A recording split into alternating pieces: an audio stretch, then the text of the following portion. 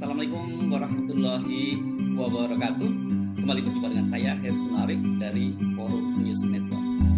Heboh Risma, Mensos Tri Risma hari ini dengan gelandangan masih belum mereda. Di media massa masih terus bermunculan berita simpang siur. Siapa sesungguhnya pemulung atau gelandangan yang ditemui oleh Risma di sepanjang kawasan Jalan Sudirman dan Tamrin. Tapi Risma sendiri masih terus berlanjut dan hari ini hari Jumat tanggal 8 Januari Risma kembali membawa sejumlah gelandangan ke panti rehabilitasi gelandangan dan para pengemis di kawasan Bekasi, yakni panti rehabilitasi Pangudi Luhur. Dan menurut seorang petugas di panti tersebut bahwa sejak Risma menjadi Mensos, kini jumlah penghuni tersebut meningkat. Padahal selama ini mereka mengurangi jumlah penghuni dengan pertimbangan karena protokol COVID. Jadi memang panti tersebut tidak bisa menampung begitu banyak para gelandangan dan tunawisma. Tapi sekarang jumlahnya makin meningkat dengan aksi-aksi dari Tri Risma hari ini. Kita tentu tidak perlu larut dalam kehebohan dan kontroversi siapa sebenarnya tunawisma yang ditemui oleh Risma itu. Benarkah itu merupakan settingan atau memang betul-betul gelandangan? Kepada media sendiri, Risma mengakui bahwa bagaimana dia mau nyeting karena dia sendiri memang tidak tahu dengan kondisi Jakarta dan hal itu merupakan kebiasaan dia sejak masih di Surabaya. Kita tak perlu berlarut-larut membahas soal ini, tetapi satu hal yang bisa kita pastikan bahwa mesin politik Risma saat ini tengah bekerja. Soal ini sebenarnya sudah mudah diduga sejak awal gitu. Target utamanya ini adalah branding dan downgrading, satu branding pada Risma dan downgrading terhadap Anies Baswedan. Risma memang tengah di branding, penunjukannya sebagai Mensos ini merupakan upaya dari partai PDIP untuk memberikan panggung besar. Panggung politik yang besar itu adalah Jakarta. Dan sekarang dengan posisinya sebagai Mensos ini memang sangat tepat sekali. Risma bisa memanfaatkan semua resources yang berada di Kementerian Sosial untuk membangun pencitraan dirinya di kancah politik Jakarta dan kancah politik nasional. Indikasinya sangat jelas. Misalnya hari ini sudah berlangsung perang tagar di media sosial. Pertama kali muncul adalah tagar Anies Gubernur gagal. Kemudian ketika tagar ini mulai naik, muncul tandingannya yakni Anies juara lagi. Kalau dilihat kronologinya memang tagar Anies Gubernur gagal ini sudah disiapkan terlebih dahulu. Sementara Anies juara lagi itu merupakan reaksi dari tagar Anies Gubernur gagal. Kita tinggal menunggu mesin big data untuk membaca itu. Karena memang sebenarnya mudah untuk membaca seperti ini. Biasanya kita bisa mendapati fakta bahwa akun-akun yang mention tagar Anies Gubernur gagal ini adalah akun-akun yang sering disebut sebagai akun bot atau akun anonim gitu. Dan mereka ini sangat terintegrasi. Sementara akun yang mention atau mencuitkan tagar Anies juara lagi ini biasanya adalah akun-akun real, tapi mereka tidak terorganisasi. Bersamaan dengan tagar Anies Gubernur gagal itu kemudian beredar meme nih. Jadi betapa terlihat sangat terintegrasinya. Jadi salah satu meme-nya seperti ini misalnya. Kita bisa lihat bahwa di situ ada satu foto Gubernur Sutiyoso atau Bang Yos. Dia disebut berjasa membangun Jakarta, membangun busway. Kemudian Jokowi ketika masih menjadi Gubernur DKI Jakarta disebut dia sukses membangun MRT. Dan berikutnya adalah Ahok. Ini dia disebut membangun LRT. Sementara pada Anies disebut dia sebagai Gubernur bangun tidur. Nah, selain itu ada satu lagi meme. Ini juga meme-nya menarik. Satu meme ini langsung head to head antara Anies Baswedan dengan Risma. Di satu sisi kita bisa lihat foto sebelah itu Anies sedang mengeker atau melihat dari kejauhan gitu, dan dilengkapi dengan gambar-gambar atau visual satu sampah yang menggunung di sungai, kemudian banjir, dan berikutnya kita lihat ada halte bukan halte maksud saya, jembatan penyeberangan jalan yang rusak dan banyak sampah di mana-mana.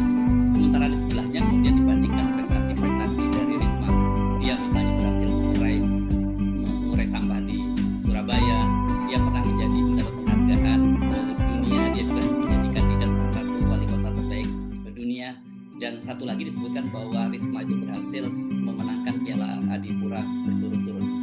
Betapa terencananya kampanye mengupgrade atau branding, betapa terencananya kampanye mengangkat citra Risma dan kemudian mendowngrade Anies itu bisa terlihat kan dari meme tadi dan dari tagar-tagar tadi. Nah, tapi ini entah kebetulan atau tidak, pada hari ini, hari Jumat tanggal 8 Januari tahun 2021, dalam webinar dengan para penerima Kalpataru itu, Ketua Umum PDIP Ibu Megawati menyinggung soal sampah yang menggunung atau sampah yang menumpuk di Sungai Ciliwung, dan menurut dia sampai warnanya itu buram gitu.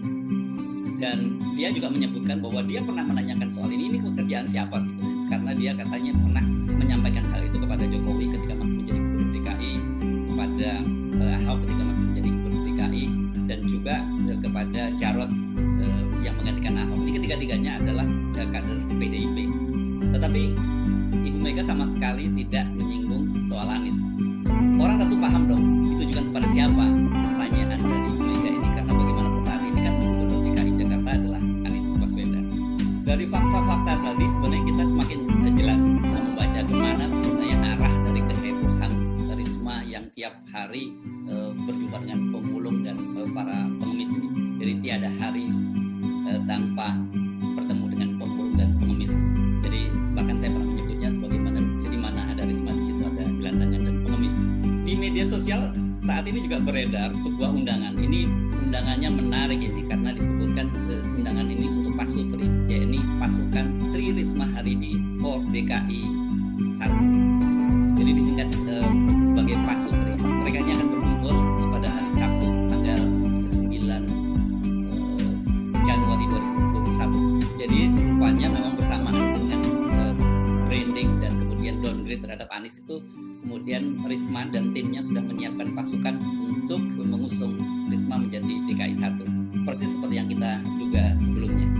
Sebenarnya kalau kita membuat head to head bagaimana sih posisi antara Anies dengan Risma ini, kita harus fair gitu, bahwa dua-duanya ini merupakan kepala daerah yang sukses. Risma bagaimanapun juga Anda boleh tidak suka kepada Risma, tapi dia tercatat sebagai kepala daerah atau wali kota yang cukup berhasil di Surabaya, dan dia kemudian terpilih sampai 2 periode.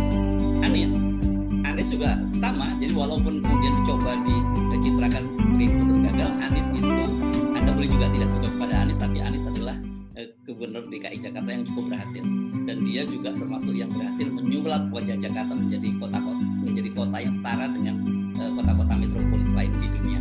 Dan ini juga Anies kan seperti kita ketahui setelah mendapat berbagai penghargaan tingkat dunia. Yang terakhir kemarin kan Anies mendapat penghargaan karena dia berhasil membuat publik transportasi yang berkesinambungan, dan yang memberikan penghargaan itu bukan lembaga abal, lembaga internasional yang berpusat di kota New York, Amerika Serikat. Kalau kita bandingin lagi head to head antara Risma dengan Anies ini, satu jelas dari besarnya wilayah dan problematikanya. Risma itu memimpin Surabaya. Pada waktu itu pernah diledek oleh Ahok bahwa Surabaya itu luasnya hanya kira-kira sama dengan Jakarta Selatan. Ucapan Ahok ini membuat Risma uring-uringan pada waktu itu, karena memang faktanya Ahok salah. Sebab Surabaya ini wilayah luasnya kira-kira sama dengan separuh dari Jakarta. Tapi problematikanya jelas sangat berbeda. Kenapa? Karena Jakarta bagaimanapun satu ibu kota negara. Kemudian masyarakatnya juga jauh lebih heterogen, dan jangan lupa bahwa ini adalah kota tempat presiden dan juga para perwakilan diplomatik seluruh dunia berkumpul. Jadi tentu saja levelnya beda sekali dengan Surabaya. Kalau mau memimpin Jakarta, mestinya Risma tidak cukup hanya bergaul dengan para pemulung dan para gelandangan dan pengemis, karena dia harus mulai juga bergaul dalam level internasional, bergaul di kalangan diplomatik. Dalam soal ini Anies sudah membuktikannya. Dia sejauh ini menjadi salah satu tokoh yang berpengaruh di dunia. Dia diminta berbicara dalam berbagai forum para gubernur ibu kota di berbagai negara di dunia ini. Jadi level Anies itu bagaimanapun kelasnya memang dalam soal pergaulan internasional jauh. Risma masih perlu membuktikan itu. Kalau memang benar bertemu dengan para pemulung, masuk ke kolong-kolong jembatan itu merupakan upaya branding dari Risma, ini tampaknya perlu dipikirkan ulang. Mengapa? Karena pilihan ini ternyata kemudian juga menjadi senjata makan tuan.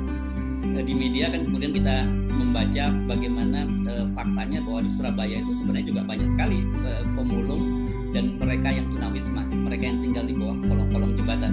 Bahkan beberapa media kemudian menampilkan wawancara dengan para pemulung dan juga para tunawisma di Surabaya yang mengaku selama Risma kedua periode menjadi wali kota Surabaya, mereka sama sekali tidak pernah dijenguk oleh Risma. Kan menjadi aneh itu kalau tiba-tiba ketika Risma menjadi Mensos Jakarta, dia mendadak menjadi sangat peduli. Itu tiada hari tanpa pemulung, tiada hari tanpa bertemu dengan gelandangan dan pengemis gitu. Bahkan sebuah media Surya ini kalau nggak salah, ini jaringan Tribun News, ini jaringan milik Kompas Gramedia, menampilkan kehidupan dari para tunawisma yang tinggal di sebuah kolong jembatan di Surabaya.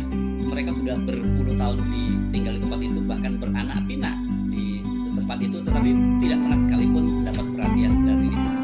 Satu lagi yang perlu diperhatikan oleh Risma ini berkaitan dengan karakter Risma yang meledak-ledak, yang suka marah-marah. Bahkan dalam beberapa kasus dia juga menangis di depan umum sampai bersujud-sujud kepada sejumlah dokter berkaitan dengan penanganan COVID di Surabaya. Mengapa? Karena Jakarta ini pernah punya kepala daerah, punya gubernur yang karakternya mirip seperti Risma, ya, dengan marah-marah. Anda tentu tahu maksudnya adalah gubernur waktu itu Ahok. Dan kemudian pada Pilkada 2017 kan terbukti rakyat Jakarta menolak Ahok. Mengapa? Karena dia tidak terpilih kembali dan kemudian dikalahkan oleh Anies Baswedan. Jadi karakter yang terlalu meledak-ledak, marah itu tidak tepat untuk warga Jakarta. Soal ini kelihatannya ditangkap juga oleh Anies Baswedan. Seperti biasa, Anies ini memang gayanya menarik. Dia tidak pernah menjawab kritik ataupun serangan dari lawan politiknya secara vulgar. Nah, pada pagi ini misalnya kita membaca status Instagram dari Anies Baswedan. Dia berkunjung ke rumah sakit Fatmawati di kawasan Cilandak. Yang menarik adalah kalimat yang ditulis itu, selain foto dia di RS Fatmawati, adalah kalimat yang disebutkannya bahwa ketika berkunjung ke rumah sakit Cilandak itu, dia sudah melapor atau minta izin kepada Menteri Kesehatan Gunadi Sadikin. Sebab menurut Anies Baswedan bahwa meskipun itu berada di wilayah Jakarta, tapi rumah sakit Fatmawati adalah milik Departemen Kesehatan, bukan milik Pemprov DKI. Untuk menghormati adab dan etika, pagi ini saya berkabar dulu ke Menkes untuk mengunjungi rumah sakit milik Depkes, bukan milik DKI. Postingan Anies Baswedan ini ditafsirkan oleh para netizen sebagai sindiran halus kepada Risma. Sebab selama ini kan Risma belusukan sana-sini ke kolong jembatan, ke pinggir-pinggir sungai, bahkan kemudian ke sepanjang jalan Sudirman Tamrin. Itu kan merupakan wilayah dari Gubernur DKI Anies Baswedan. Dan Risma rupanya selama ini tidak pernah sama sekali berkoordinasi, apalagi meminta izin kepada Anies Baswedan. Reaksinya bermacam-macam nih dari netizen, dan banyak menyebut ini halus banget nih sindiran Anies ini.